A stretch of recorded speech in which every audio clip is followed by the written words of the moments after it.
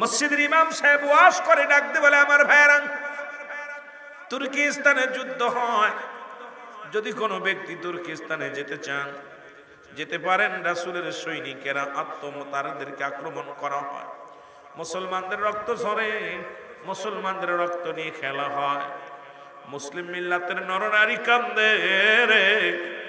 যদি কেউ পারো তোমরা তুর্কিস্তানের দিকে যাও। এর ওই মসজিদে নামাজ পড়তাম তৎকালীন জামানায়, নাম হলো হযরতে ফারুক। নাম কি? যারা বলেন নাম কি? হযরতে ফারুক। এর ফারুক মনে মনে প্রতিজ্ঞা করে, রব্বে কারীম, ও রব্বে কারীম, হায়াতের মালিক তুমি, রিজিকের মালিক তুমি, জীবনের সব কিছুর মালিক তুমি। তুর্কিস্তানের মুসলমান মার খায়, আমি ফারুক জমিনের মধ্যে থাকবো, এটা হয় না। তুর্কিস্তানের মুসলমানের রক্ত ঝরে, আমি ফারুক আরামে এসে খাবো। আল্লাহ তোমার দরবারে কি জবাব দিব? আমি যাব তুর্কিস্তানের মুসলমানদের পাশে দাঁড়াবো, জোরে জোরে চিল্লায় বলা যাবে না মারহাবা। হযরতে ফারুক নতুন বিয়ে করছে, মাত্র সবে 3 মাস। কয় মাস? 3 মাস। সন্তান গর্ভে 3 মাস। বিবির বয়স, বিয়ের বয়স 3 মাস, সন্তানের বয়স 3 মাস। গর্ভে সন্তান 3 মাস। বাড়ি এসে ডাকতে বলে, বিবি, ও আমার আদরের বিবি শোনো। বিবি ডাকতে বলে, স্বামী কি বলতেছেন? বলে, বিবি রে, তুর্কিস্তানে মুসলমান মার খান, তুর্কিস্তানে মুসলমানদের রক্ত জমিনের মধ্যে ঝরে। বিবি রে, আমি যাব মুসলমানদের বাঁচানোর জন্য, মুসলমানদের পাশে দাঁড়ানোর জন্য। আমার এক মুসলমান মার খেয়ে রক্তাক্ত হয়ে জমিনের মধ্যে পড়ে থাকে, আমি রব্বে কারিমের কাছে কি জবাব দিব? বিবিরে, আমি যাব তুর্কিস্তানে যাব, যুদ্ধের ময়দানে যাব। বিবি ডাকতে বলে, স্বামী আপনি তুর্কিস্তানে যাবেন? আমি নতুন বিবি, সবে মাত্র আমাকে 3 মাস হলো বিয়ে করেছেন, 3 মাস আমাকে বিয়ে করেছেন, গর্ভে সন্তান 3 মাসের। এখন যদি আপনি যুদ্ধের ময়দানে যান, আমার কি অবস্থা হবে আপনি জানেন না। যদি সন্তান, নবাগত সন্তান দুনিয়ার মধ্যে যদি আসেন, তার কি অবস্থা হবে আপনি যদি না জানি, আপনি মারা যান যুদ্ধের ময়দানে, যে মারা যান না জানি আপনি দুনিয়া থেকে চির বিদায় হয়ে যান, তখন কি হবে রে বিবি? তখন হযরতে ফারুক বললেন, বিবি রে, মাত্র 6 মাসের জন্য আমি যুদ্ধের ময়দানে যাচ্ছি, যদি বেঁচে থাকি বিবি দেখা হবে, আর যদি মারা যায় বিবি রে তুমি আমারে ক্ষমা করে দিও, আমি যাইতেছি তুর্কিস্তানে মুসলমানদের পাশে দাঁড়ানোর জন্য। জোরে জোরে বলো মারহাবা। ইমানদার, কত ইমান তাদের ছিল, আর আমাদের ইমান। মুসলমান শুনে নাও, ডাকতে বলে, বিবি এই নাও 40টা দিনার, 40টা মোহর আছে আমার কাছে, এই মোহর গুলো নাও। বিবি রে, তোমার কাছে একটা দাবি করে যাই, যদি আমার পৃথিবীর মধ্যে, বিবি রে, আমি যদি যুদ্ধের ময়দানে যাই, যদি শাহাদতের পেয়ালা পান করি, বা যদি আমি জেলখানায় ধরা পড়ি, না জানি তুর্কিস্তানের জেলে আমাকে আক্রমণ করবে, না জানি আমাকে মেরে ফেলবে, তোমার কাছে কয়েকটা কথা বলে যাই রে বিবি। তার মধ্যে 1 নাম্বার শুনে না বিবি রে, যদি আমার ছেলে সন্তান হয়, তুমি তার জগৎ বিখ্যাত একজন আলেম বানাবা। আরো জোরে, আহা কেমন নিয়ত! যদি একটা ছেলে সন্তান হয়, জগৎ বিখ্যাত একজন আলেম বানাবা। যদি মেয়ে সন্তান হয়, এই মেয়েটাকে তুমি পর্দায় মানুষ করবা, কোরআন হাদিস তাকে শিক্ষা দিবা, একজন আল্লাহওয়ালা মানুষের সঙ্গে বিবাহ দিয়ে দিবার। বিবি, ও বিবি,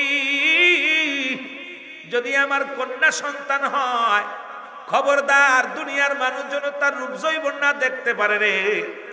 যখন সে বড় হবে রে বিবি, তখন একটা আদর্শবান ইমানদার একটা ছেলের সঙ্গে বিবাহ দিয়ে দিব। ও বিবির এই কথা বলিয়া, আর বিবিরে তোমার দিকে নজর রাখবা। আমি বিদায় নিলাম, রওনা হয়ে যাব।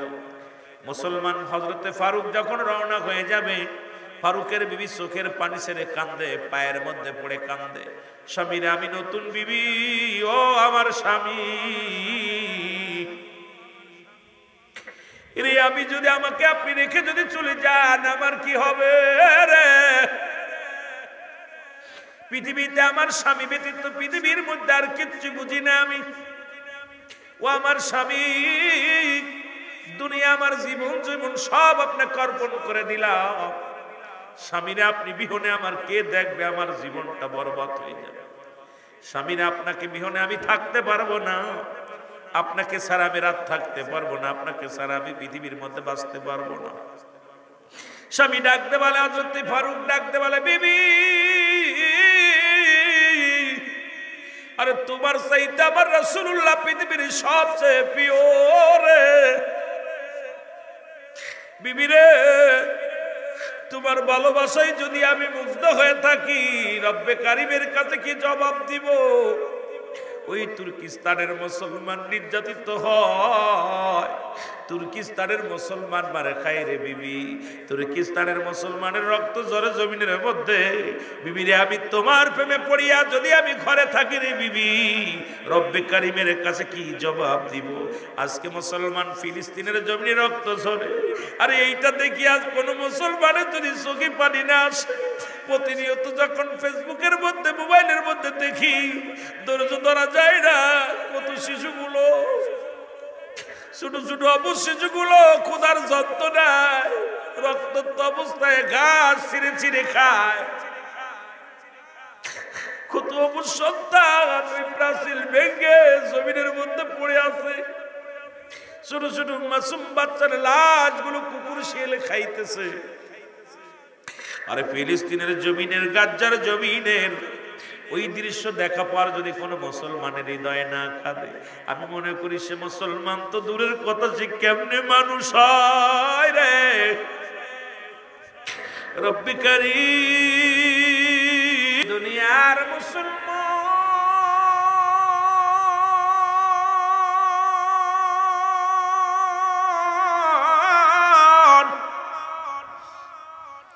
হযরত ফারুক ডাকতে বলে, বিবি রে, তোমার কাছে অনুরোধ করি রে বিবি, চোখের পানিটা মুছে ফেলো, আমি যাব যুদ্ধের ময়দানে।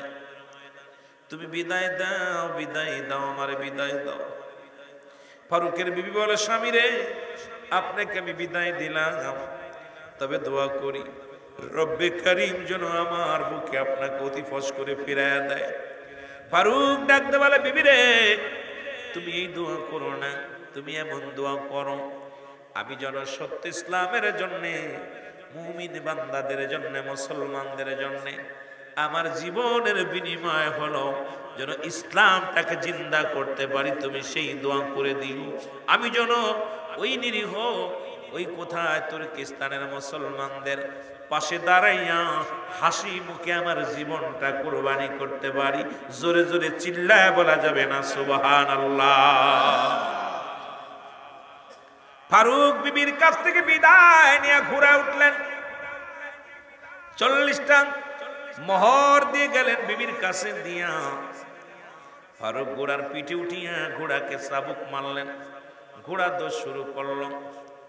ফারুকের বিবি যতক্ষণ পর্যন্ত ফারুক দূরে যতক্ষণ পর্যন্ত ঘোড়া নিয়ে যেতেছিল, পিছন থেকে বিবি তাকায় তাকায়া স্বামীকে দেখতেছিল আর চোখের পানি ছেড়ে রব্বে কারিমের কাছে দোয়া করেছিল, রব্বে কারিম, রব্বে কারিম, আমার স্বামী যাইতেছে তুর্কিস্তানের জমিনে, তোমার কাছে ফরিয়াদ করি আমার স্বামীকে তুমি জীবিত অবস্থায় তুমি আবার আমার কোলে ফিরে দিও। জোরে জোরে বলেন না মারহাবা। যতক্ষণ পর্যন্ত স্বামী চোখের আড়াল না হলো, তুর্কিস্তানের উদ্দেশ্যে রওনা হয়ে গেল, ততক্ষণ পর্যন্ত বিবি দরজায় দাঁড়ায়া দাঁড়ায়া তাকায়া তাকায়া চোখের পানিগুলো দরদর করে জমিনের ভিতরে ফেললো। একবারও ফারুক পিছন দিকে তাকান নাই, একবারও বিবির দিকে তাকায় নাই। ডাকতে বলে, রব্বে কারীম, এখন যদি বিবির কান্না, বিবির ওই কান্না মাখা মুখখানা দেখি, হয়তো বিবির প্রতি মায়া এসে যাবে, দুনিয়ার প্রেমে আমি পড়ে যাব। রব্বে কারীম, আমি মুসলমানদের পাশে দাঁড়াইতে পারবো না, গোটা মুসলমান তুর্কিস্তানের মুসলমান মার খায়। আমি আজকে বিবির সুন্দরী বিবির মায়ায় যদি পড়ে যায়, আমি তো তুর্কিস্তানে যাইতে পারবো না। একবারও বিবির দিকে তাকায়া দেখে নাই। এই যুবক কি করলেন? মদিনাকে ভালোবেসে, রব্বে কারীমকে ভালোবেসে, ইসলামটাকে ভালোবেসে। কারণ যখনই পড়েছি আইয়ুহাল্লাযীনা আমানু, হে ঈমানদার বিশ্বাসীরা, ফাদখুলু ফিস-সিলমি কাফা, এ মুসলমান শুনে নাও, আল্লাহ কে ঈমানদারেরা বিশ্বাসীরা শোনো, তোমরা কি করো? পরিপূর্ণভাবে দাখিল হও। কিসের মধ্যে? ইসলামের ভিতরে। এখন ইসলামের আবিধানিক শাব্দিক কত হলো? 80 থেকে 82টা। এই তাফসীর কারক যদি কোনো মুফতি সাহেব আপনাদের এলাকায় আসেন, যদি কোনো তাফসীর কারক আসে, আপনাকে আমি অনুরোধ করবো, হুজুরকে বলবেন, হুজুর এই একটা হাতের তাফসীর করেন। কারণ এই ইসলামের আবিধানিক কত হলো 80 থেকে 82টা। ইসলাম মানে নিজে না কে অন্যরে খাওয়ানো, ইসলাম মানে নিজে না ঘুমানো গরম পারানো, ইসলাম মানে নিজে দুঃখী থেকে অন্যরে সুখে রাখা, ইসলাম মানে একত্ববাদ, ইসলাম মানে শান্তি, ইসলাম মানে নারীর সতীত্ব পাহারা দেওয়া, ইসলাম মানে পৃথিবীর মধ্যে নিজে দুঃখে থেকে অন্যরে সুখে রাখা। এখন 80 থেকে 82টা অর্থ যদি ইসলামের হয়, তুমি তাফসীর কারক হয়ে দুনিয়ার মুসলমান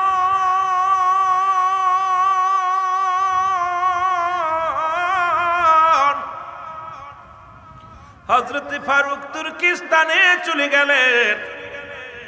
মুসলমান যুদ্ধ শুরু হয়ে গেল। অনেক অমুসলিমদের সঙ্গে যুদ্ধ লড়লেন। এরপরে তুর্কিস্তানের সেনাপ্রধান ওই জায়গার পুলিশ বাহিনীর হাতে ধরা পড়ে গেলেন। মুসলমান 3 মাস তো দূরের কথা, 6 মাস চলে গেল। 1 বছর জেল, 2 বছর জেল, 3 বছর জেল। একাধারে একদিন নয়, 2 দিন নয়, 27টা বছর জেল হয়ে গেল হযরতে ফারুকের। জোরে জোরে চিল্লায় বলা যাবে না মারহাবা? আর একটু জোরে জোরে চিল্লায় বলা যাবে না আল্লাহু আকবার? কয় বছর? 27টা বছর জেল হয়ে গেল। 27 বছর জেল যখন খাটলেন ফারুক, বিবি পথের দিকে তাকা আছে রে। তুর্কিস্তানে যারা গিয়েছিল, যদি শোনে তুর্কিস্তানে কোনো সৈন্য ফিরে আসে, যা জিগায়ে ভাই সাহেব আমার স্বামীর খবর বলতে পারেননি, কেউ স্বামীর খবর দেয় না। পাগলিনী মা জননী সবচেয়ে যখন খবর শোনে তুর্কিস্তান থেকে অমুক ব্যক্তি আসছে, ধরে তার বাড়িতে চলে যায়। ডাকতে বলে, ভাই রে, তোমরা কি বলতে পারো? আমার স্বামীর খবরটা বলতে পারো? 1 দিন 2 দিন নয়।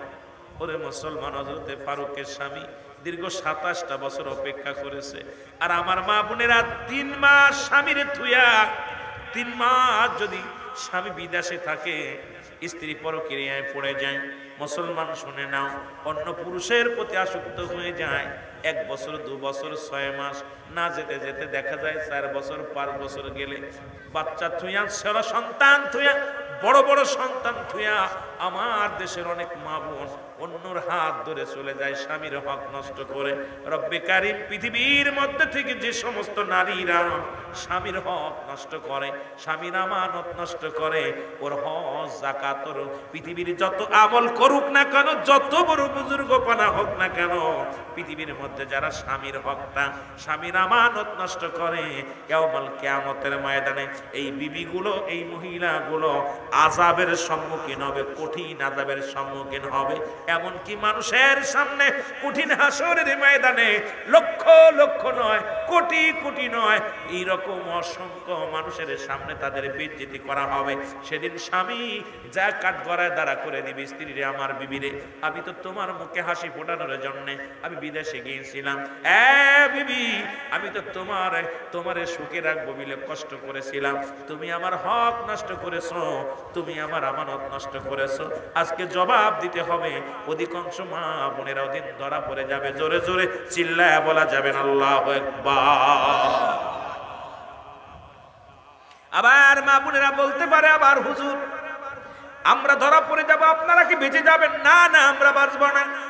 পৃথিবীর মধ্যে যদি কোনো স্বামী একমাত্র বিবি ব্যতীত অন্য কোথাও নাই, অন্য মেয়ের প্রতি আকৃষ্ট নাই, অন্য কোন নারীর প্রতি আকৃষ্ট নয়। রব্বে কারিমের দরবারে মুসলমান শোনো, বড় পুরস্কার পাবে। এবং যেই মহিলাগুলো যারা স্বামী তার স্ত্রীর হকগুলো আদায় করেছে, ওই স্ত্রীগুলো কিয়ামতের ময়দানে রব্বে কারিমের কাছে দাবি করবে, আর রব্বে কারিম, পৃথিবীর মধ্যে যে স্বামীটা আমাকে তুমি দিয়েছিলে, আজকে তোমার কাছে একটা মাত্র দাবি, আজকে এই দিনে আমি তার হাত ধরে জান্নাতে যেতে চাই। ওই 5টা বছর পার হয়ে গেল। কত বছর? 27 বছর পার হয়ে গেল। 27টা বছর পরে হযরতে ফারুক জেলখানা থেকে মুক্তি পেলেন। জেল থেকে মুক্তি হইয়া মনে পড়ে গেল বিবির কথা। আল্লাহ, ঘরে একমাত্র বিবিকে রেখে এসেছিলাম, না জানি বিবি অন্য পুরুষের সঙ্গে চলে গেছে, না জানি বিবি আমার অপেক্ষা আছে, না জানি রব্বে কারীম বিবির গর্ভে তো সন্তান ছিল 3 মাসের, না জানি ছেলে হয়েছে, না জানি মেয়ে হয়েছে। আবার চিন্তা করে, দূর, আমার বিবি আমার জন্য অপেক্ষা করবে 27টা বছর ভাবতে পারি না, কারণ আমার বিবি তো 27টা বছর পার হয়ে গেল আমার তার জীবন থেকে, এখন আমার অপেক্ষায় থাকতে পারে না। সে নিশ্চিত অন্য কোনো স্বামী ধরেছে, অন্য কোনো সংসার করে, না জানি সে মারা গেছে, না জানি কি হয়েছে। এইটা কল্পনা জল্পনা করতে করতে 27 বছর পরে ফিরে আসলেন ফারুক দেশে। এসে যখন মুসলমান এসে বাড়ি বাড়ি ঘোরা শুরু করলো, নিজের বাড়িটা হারিয়ে ফেলেছে। 27 বছর আগে যেরকম বাড়িটা রেখেছিল এই রকম বাড়ি নাই, কারণ হযরতে ফারুকের যে সন্তান তখন জগৎ বিখ্যাত একজন আল্লাহর মাহবুব বান্দা, জগৎ বিখ্যাত একজন পণ্ডিত, নাম হলো হযরতে রাবেয়া। তখন তৎকালীন জামানায় ইনি হলো ইমাম, মুসলমান শুন ইমাম মালিকের, যিনি ইমাম মালিক তার উস্তাদ, তার নাম হলো হযরতে রাবেয়া। জোরে জোরে চিল্লায় বলা যাবে না সুবহানাল্লাহ। এখনো আমি তো শিয়াবদের বাড়ি গেছি একাধিকবার দাদার সাথে, এখন ওদের বাড়ি গেলে মানে ওর বাই বাতি আমার বাড়ি টাড়ি করে অন্যরকম করে ফেলেছে। আমি যখন গেছি টিনের ঘরটা ছিল মোটামুটি একরকম ছিল, এখন বাড়ি গেলে প্রায় বাড়ি বিল্ডিং, চিনা তো যাই না। 10 বছর আগে যার বাড়ি ছিল সোনের ঘর, এখন হয়েছে বিশাল বিল্ডিং। এখন এক বাড়িতে এক বাড়ি 1 বছর পরে গেলে চিনা যায় না। কথা বলেন ঠিক কিনা? 27 বছর পরে ফারুক ফিরছে দেশে, নিজের বাড়ি কোনটা চিনতেছে না, বুড়া হয়ে গেছে। আর যখন গেছে তখন তো ইয়ং, 40 বছর বা 25 বছর ইয়ং তরতাজা, 40 বছরের যুবক। 40 বছর বয়সে গেছে যুদ্ধে, 27 বছর, 27 আর 40 কত? কথা কয় না কেন? কত? এই এত বছর বয়সে বুড়া হয়ে গেছে, একদম এরকম বুড়া হয়ে গেছে। এখন আয়াত তার বাড়ি চেনে না, কোথায় বাড়ি, যে বাড়ি বাড়ি বাড়ি ঘরে, কোথায় আমার বাড়ি? এ মুসলমান শোনো, হঠাৎ মুসলমান, ওদিন ছিল জুম্মার নামাজ, জুম্মার নামাজের খুতবা দেয় হযরতে ফারুকের ছেলে, নাম হলো হযরতে রাবেয়া। ফারুকের ওই দিন জুম্মার নামাজ পড়ার জন্য মসজিদের মধ্যে গেলেন, এত সুন্দর আলোচনা করে, আল্লাহর কাছে ফরিয়াদ করে, আল্লাহ, আজকে যদি আমার ছেলেটা বেঁচে তো, আমার যদি ছেলে হতো, আমার বিবি, আমার ছেলে হয়তো এইরকম বড় আলেম হতো। মনে মনে কয়, মনে মনে কয়, কথাগুলো বললে হয়তো হুজুর বলবেন, ওই শিয়াবের বাবা আমারে হাতের মধ্যে দিয়ে মাদ্রাসায় বলেছিল, দাদু ভাই, জীবনে কিচ্ছু চাই না তোমার কাছে, আমার শিয়াব যেন বড় আলেম হয়, আমার শিয়াব যেন যেদিন বক্তা হবে, যেদিন মাঠে ময়দানে আলোচনা করবে, সেদিন আমি গর্বিত, আমি তুফাজ্জেল, সেদিন তোমার জন্য প্রাণ ভরে দোয়া করবো দাদু ভাই, যেদিন আমার সন্তান আট্টসী দরবারে দাঁড়ায় দাঁড়ায় ওয়াজ করবে। আজকে বাজানে মাঝে মাঝে ওরে গালিগালাজ করতাম, রাগারাগি করতাম, যখনই দেখতাম একটু উল্টো চলে, রাগারাগি করেছি, ও ফেলে যেও না, এ ফেলে চলো না, এ ফেলে চলতে হবে, কারণ প্রতিটা বাবা মার স্বপ্ন থাকে সন্তান যেন মানুষের মতো মানুষ হয়। জোরে বলেন ঠিক কিনা? ওরে আমার হাতে ধরে দিয়েছিল দাদা, ও যে ও তো আমার এখন এক জায়গায় বললে মনে 1 বয়স, আমার অর্ধেক, আমার 3 ভাগের 1 ভাগ বয়স ওর। কথা বুঝেননি? আমিরুল আমিন সিদ্দিকী আপনার যখন দেখছেন ছোট্টবেলা, এই বালিয়াকান্দির ঋণ আমি শোধ করতে পারবো না। বালিয়াকান্দির জমিনে আমি 2000 সাল থেকে শুরু করছি আসা, 2000 সাল থেকে, সেই 2000-এর সেই রুল আমিন এখন 2007 কত 25।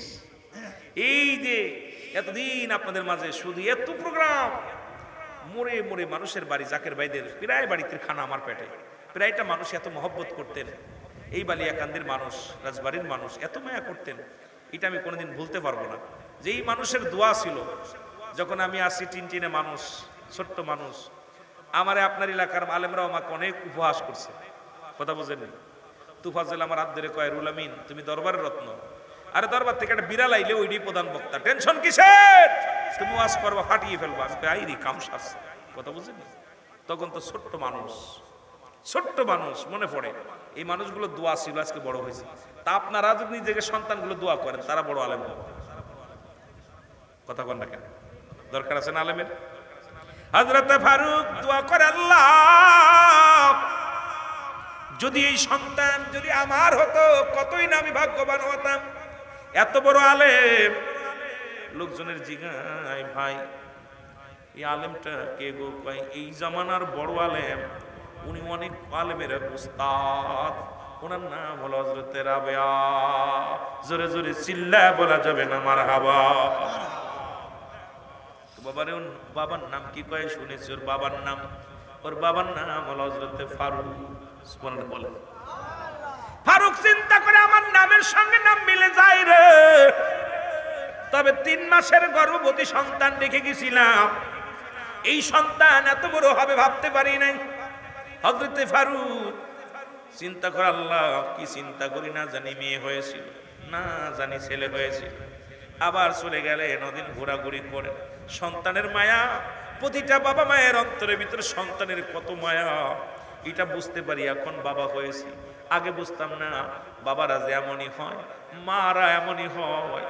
সন্তান যখন দুনিয়ার মধ্যে আগমন করে, প্রতিটা বাবা মা সন্তানের প্রতি এত মায়া, দুনিয়ার সব কিছু ত্যাগ করতে পারে, সন্তানের মুখটা বেজার দেখতে পারে না, সন্তানের মুখটা মলিন দেখতে পারে না।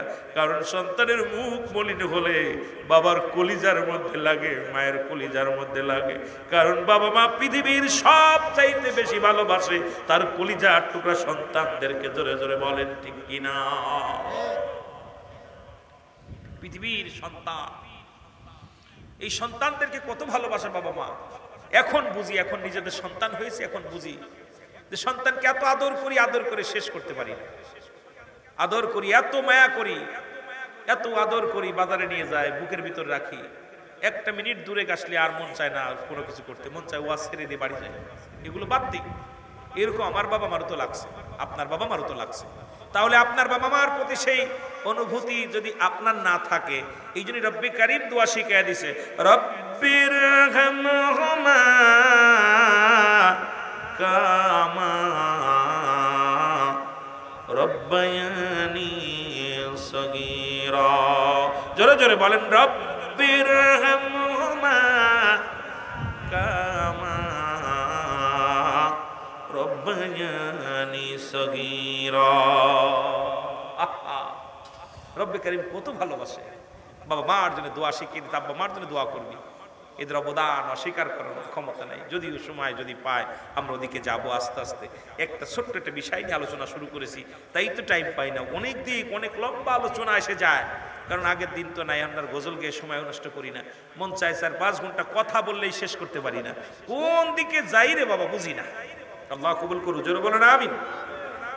এ আমার ভাইরা, আমার বন্ধুরা, আমার হযরত ফারুক রাতের অন্ধকারে আন্দাজ করে একটা ঘরের মধ্যে প্রবেশ করলেন। বিশাল প্রাচীর দিয়া ছোট্ট একটা দরজা, এই দরজার মধ্যে ফারুক তার ঘোড়ার লাগাম ধরে টান মারলেন, ঘোড়াটা জোরে লাফতে যায় ভিতরে পড়লেন। আর ওই ঘরের মালিক ছিলেন হযরতে রাবেয়া। জোরে জোরে বলেন সুবহানাল্লাহ। রাবেয়া ঘর থেকে এসে ফারুকের কলার চেপে ধরলেন, চোর বলে ধরলেন, বুকের সঙ্গে গর্দান ধরে টান দিয়ে বলে, তুমি আমার ঘরে ঢুকছো, চুরি করার জন্য উঠছো। ফারুক বলে, বাবারে আমি চোর না, বাবারে আমার কলারটা ছেড়ে দাও, হাতটা ছেড়ে দাও। বলে, আপনি নিশ্চিত চোর? এত রাত্রে কেন ঢুকলেন ঘরে? বলে, বাবারে আমি মনে করেছি এটা আমার বাড়ি, এই জন্য আমি ঢুকেছি, ভুল হয়ে গেছে। বলে, চোরেরে তুমি নিজে আসছো চুরি করতে রাতের অন্ধকারে, আবার নিজের বাড়ি বলে দাবি করো? তুমি বড় বড় চোর, তুমি বড় বাটপার। ফারুক বলে, না বাবারে আমি মিথ্যা বলি না, আমি মনে করেছি আমার বাড়ি। আমি বয়স হয়ে গেছি, এখন চোখে কম দেখি বাবা, ঝাপসা ঝাপসা দেখি। আমি তো এখন বাবা কি বলবো তোমার, এটা আমার বাড়ি মনে করে ঢুকছি, বাবা আমার ভুল হয়ে গেছে, আমারে তুমি ক্ষমা করে দাও। ফারুক বলে না, এই তৎকালীন জামানার মধ্যে মুসলমান শোনো, ওই রাবেয়ার উস্তাদ, রাবেয়ার যিনি ছাত্র তার নাম হলো ইমাম মালিক। আর ইমাম মালিক ছিলেন তৎকালীন জামানার কাজী। ওই বিচারের দায়ভার সমস্ত মহল্লার বিচারগুলো করতেন ইমাম মালিক। এবার হযরতে ফারুক মুসলমান শুনে না, এ ফারুক ডাক দিয়ে বলে, এ বাবা আমারে তুমি ছেড়ে দাও, আমি ভুল করে তোমার বাড়িতে ঢুকেছি, আমারে ক্ষমা করে দাও, আমার বাড়ি মনে করে ঢুকেছি। রাবেয়া কয় না, সারা যাবে না, আপনাকে ফজরের নামাজ পড়া পর বিচার হবে, বিচারের কাঠ করায় ইমাম মালিকের দরবারে আপনাকে নিয়ে যাব, ইমাম মালিক আপনারে বিচার করবে, তারপরে আপনি কেন, যেহেতু বেগানা বাড়িতে আপনি কেন একজন পুরুষ হয়ে একজনের বাড়ি ঢুকেছেন, অনুমতি ছাড়া ঢুকেছেন, এটা আপনি অপরাধ করেছেন। দুই, আপনি চোর, নিশ্চিত আপনি চুরি করতে এসেছেন, আর যদি চুরি না করতে আসেন অনুমতি ছাড়া কেন ঢুকছেন? এই বাড়ির মধ্যে কোনো মহিলা পুরুষ ঢুকতে পারে না, আপনি ঢুকেছেন, বিশাল আপনার শাস্তি হবে। জোরে জোরে চিল্লায় বলা যাবেন আল্লাহু আকবার। বাপ বেটার কথা হচ্ছে জনম দুঃখিনী মা ঘরের মধ্যে, সুবহানাল্লাহ বলেন না, বাপ বেটার আলাপ হয়। ফারুক ডাকতে বলে, বাবা তোমার নাম কি গো?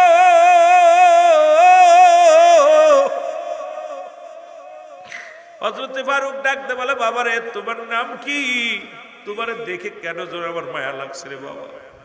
বাবার সন্তানের রক্ত রয়েছে গায়ের মধ্যে, সন্তানকে দেখি বাবা আফসোস করে বলে, বাবা রে তোমার নামটা একটু বলো, মনে হয় তোমার আমার সিনা সিনা লাগে, তোমারে কোথায় যেন দেখেছি বাবা।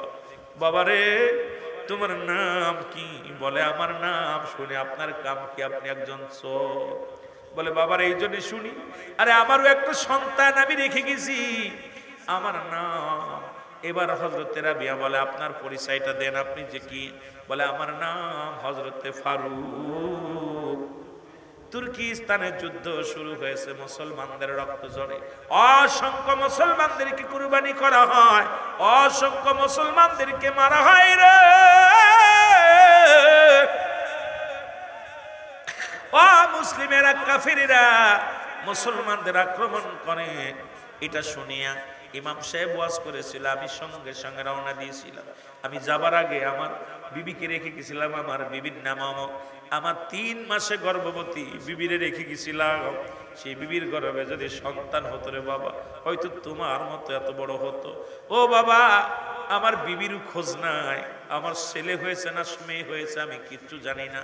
আমি আজকে 27 বছর পরে দেশে ফিরে এসেছি, আমার বাড়িটা পর্যন্ত আমি ভুলে গেছি, বাড়িটা আমি চিনি না। এইটা যখন কথা বলা শুরু করেছে, ভিতর থেকে জনম দুঃখিনী মা ফারুকের বিবি স্বামীর মুখে যখন বিবির কথা শুনছে, দৌড়াইয়া ঘর থেকে দৌড়াইয়া স্বামীর পায়ের মধ্যে পড়ে হাউমাউ করে কাঁদা শুরু করে দিছে। জোরে বলো আল্লাহু আকবার। রাবিয়া ডাকতে বলে, মা মা গো, তুমি জীবনে তো মা কোনদিন কোন বেগানা নারী পুরুষের চেহারা দেখো না। ও মা, আজকে তুমি একজন বেগানা পুরুষ, তাও আমার বাড়িতে চুরি করতে এসেছে, তার তুমি পায়ের মধ্যে পড়ে গেলে। মা একটা থাপ্পড় লাগাই দিছে মুখের মধ্যে, থাপ্পড়টা লাগায় দেখো, রাবেয়া রে তুই কাকে কি বলতেছিস? আরে তো সেই লোক না রে বাবা, শোন, ইনি আর কেউ নয়, ইনি আমার স্বামী, ইনি হলো বাবা রে তোমার আব্বা জান, তোমার জন্মদাতা পিতা, আইনার নাম হলো ফারুক, আর আমি হলাম তোমার মা।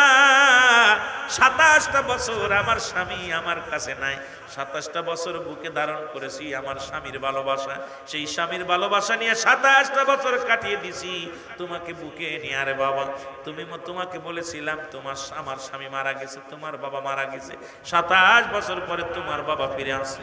রাবিয়া পায়ের মধ্যে পড়ে কান্দে, বাবা গো আমারে মাফ করে দাও। রাবিয়া কান্দে, বাবা আমি আপনাকে চিনতে পারি না, আপনি আমাকে ক্ষমা করে দিবেন, আমি আপনাকে চিনতে পারি না। বাবা গো, মার মুখে অনেক কথা শুনেছি বাবা গো, আর 27টা বছর আপনি শুনেছি আপনি 27 বছর পরে ফিরে আসেন, আজকে আপনাকে পেয়ে আমি সব চাইতে খুশি বাবা। পৃথিবীর মধ্যে যেন আসমানের মধ্যে জমিনের মধ্যে আমার চাইতে খুশি আর পৃথিবীর মধ্যে কেউ নাই। আমি আমার জন্মদাতা পিতাকে আমি সামনে পেয়েছি। জোরে বলেন আল্লাহু আকবার। আর একটু জোরে জোরে চিল্লায় বলা যাবে না মারহাবা। আমার ভাইরা, আমার বন্ধুরা, আমার রাত কেটে গেল। ও মুসলমান, রাত কেটে গেল, ফজরের আযান হলো। রাবেয়া মসজিদের ইমাম, তৎকালীন জামানায় বড় ইমাম, বড় মসজিদের ইমাম। রাবেয়া মুসলমান ইমাম, উনি চলে গেলেন আযান বরাবর।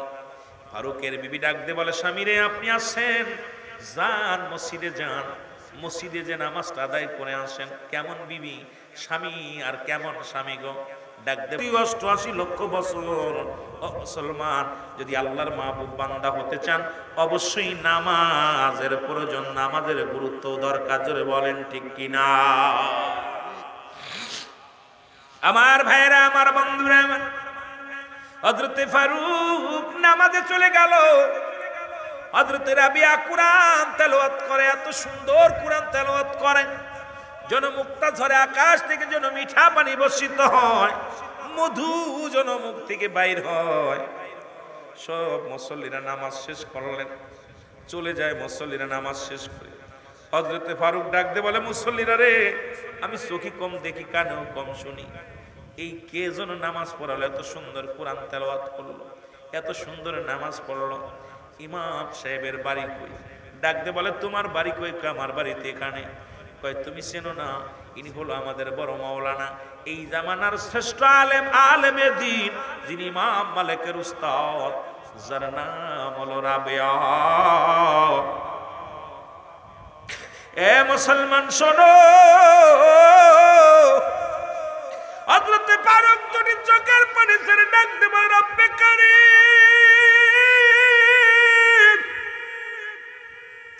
আমি 27টা বছর বন্দী ছিলাম, মনে কোনো দুঃখ নাই। আমার বিবি পৃথিবীর মধ্যে আমার সন্তানকে জগৎ বিখ্যাত আলেম বানাইছে। আল্লাহ, আমার আর চাওয়া নাই, পৃথিবীর সবকিছু আমি পেয়ে গেছি, কারণ জগৎ বিখ্যাত একজন আলেম আমার কলিজার টুকরা সন্তান আমার জানাজা পড়বে, আমার দোয়া করবে।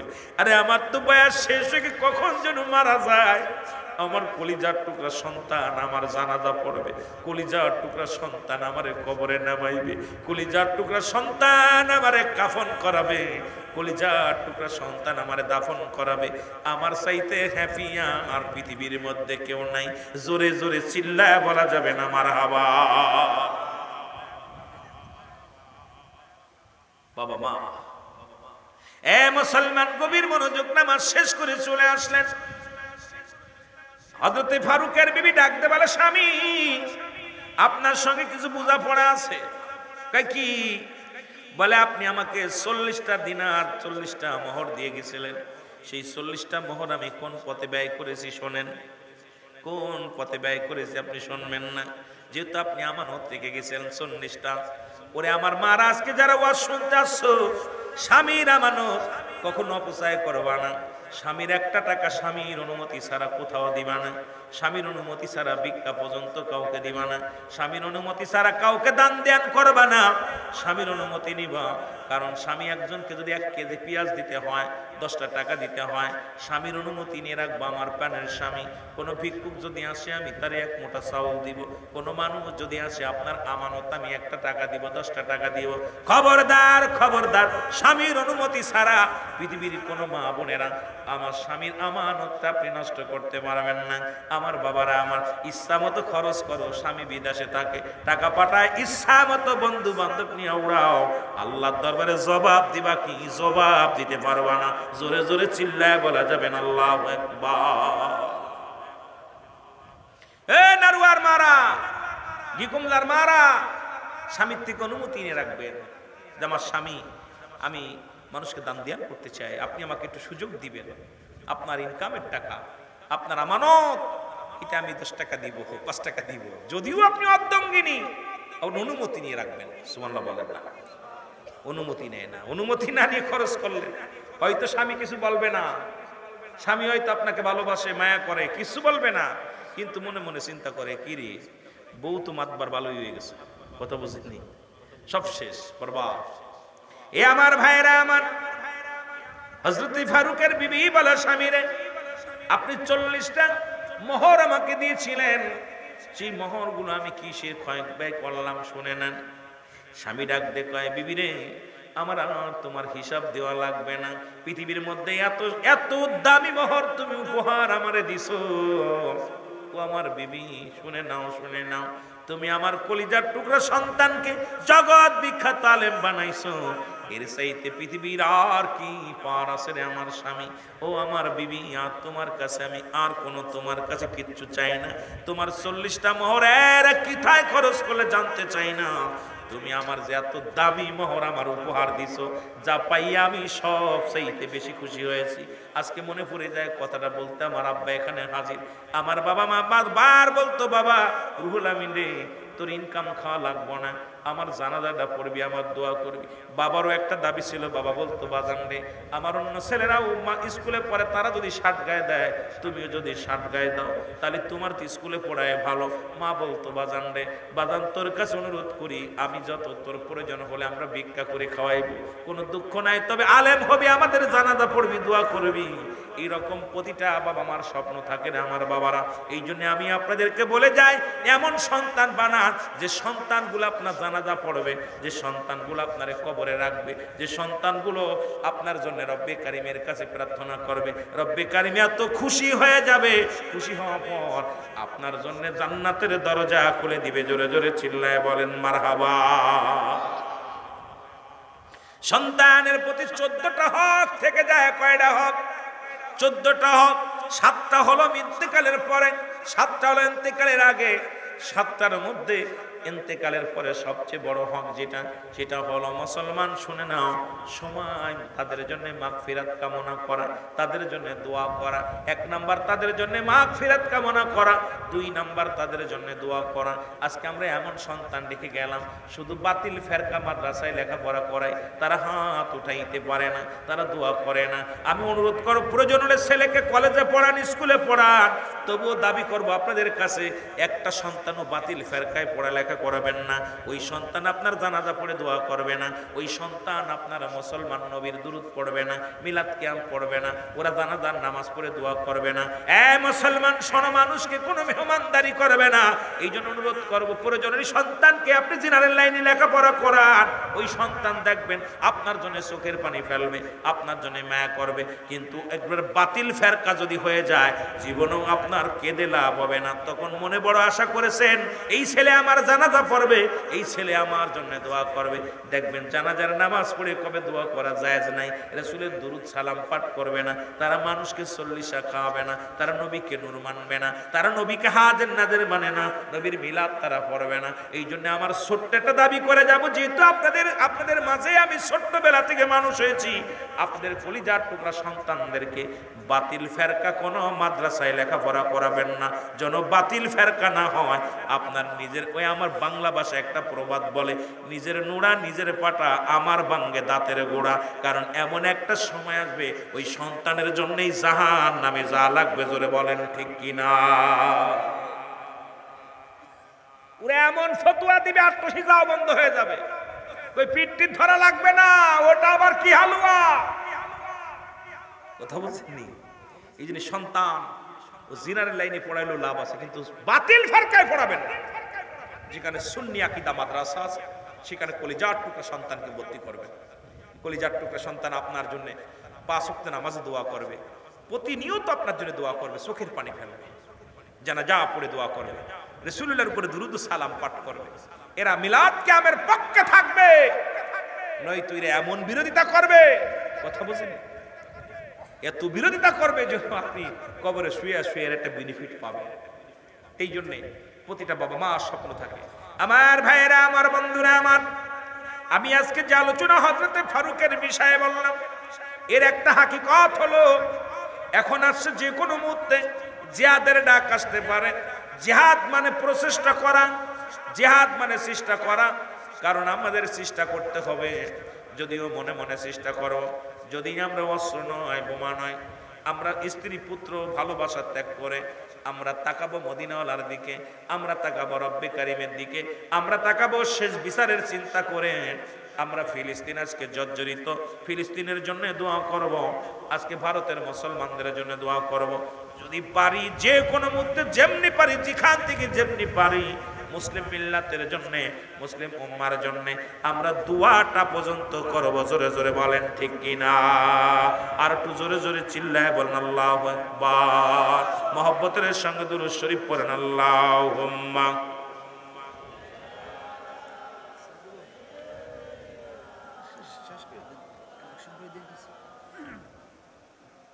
ওয়ালা আলি সাইয়্যিদিনা। দাদু ভাই, যদিও আজকে অল্প সময়ের মধ্যে অনেক কথা বলেছি, একটু হাকিকত বুঝবেন। আমার আলোচনাটা আবার যারা ভিডিও করছে, টিকট করছেন, বাড়ি যেয়ে শুনবেন কান পেতে, যে কথাটার হাকিকতটা কি, এই কথাটার ওজন কত। রুহুল আমিন সিদ্দিকী আজকে আলোচনা করলো এই বিষয়টার পরে হাকিকতটা কি। আজকে যে বসে আছেন এটাও বড় কুরবানি। আহা, এটা বড় কুরবানি। কত মানুষ গানের প্যান্ডেল রয়েছে, কত মদের প্যান্ডেলে, জোয়ার প্যান্ডেলে গল্প করতেছে, আপনারা সবকিছু ত্যাগ করে জান্নাতের বাগানে বসে আছেন। এর চাইতে কুরবানি থাকতে পারে না। গম কামাই করে সারাদিন কষ্ট করেন, কর্মজীবী মানুষ, এত কষ্ট করে বসে আছেন, এর একটা বেনিফিট রব্বে কারীম দিবে আপনাদেরকে। এখানে যতটা নিঃশ্বাস ফেলতেছেন প্রতিটা নিঃশ্বাসে গুনাহ মাফ হচ্ছে। সুবহানাল্লাহ বলেন। সগীরা গুনাহ মাফ হয়েছে। আবার শেষ মুনাজাত করবেন, আখেরি মুনাজাত, আল্লাহ কবিরা গুনাহগুলো মাফ করবে। আমিন বলেন, আমিন বলেন। সুতরাং এই যে মাহফিল খানা আমার ভাইয়েরা দেন, এই মাহফিল, যে মাহফিলে দাঁড়ায়া নবীর উপরে দুরূদ ও সালাম পাঠ করা হয়, 1 বছরের জন্য আল্লাহ সেখান থেকে সমস্ত গজব উঠায় নেয়। বড় বড় মহা গজব, মহা বিপদ আল্লাহ উঠায় নেয়। এই জন্য প্রতি বছর মাহফিল করার চেষ্টা করবেন। ছোট বক্তা হোক আর বড় বক্তা হোক, ছোট্ট মাহফিল হোক আর বড় মাহফিল হোক,